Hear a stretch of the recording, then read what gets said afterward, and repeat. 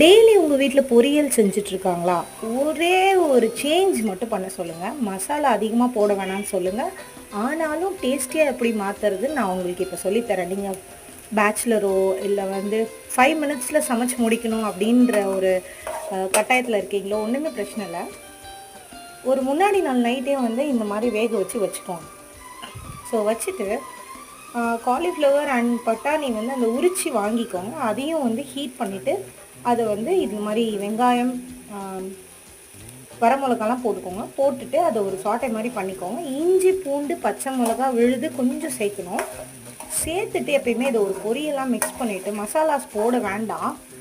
போடாமல் ஏதாவது ஒரு கீரை பொரியல், பாலக்காய் இருக்கட்டும், ஏதாவது ஒரு கீரை பொரியல் போட்டுட்டு நீங்கள் மிக்ஸ் அடித்து சாப்பிடும்போது உங்களுக்கு ப்ரோட்டீன் கிடைக்கும். காலிஃப்ளவரில் குளூட்டோத்தியான் அப்படின்றது ஒன்று இருக்குது. இது உங்கள் ஸ்கின் ஒயிட்டனிங்க்கு ஹெல்ப் பண்ணும். இந்த மாதிரி சாப்பிடுங்க.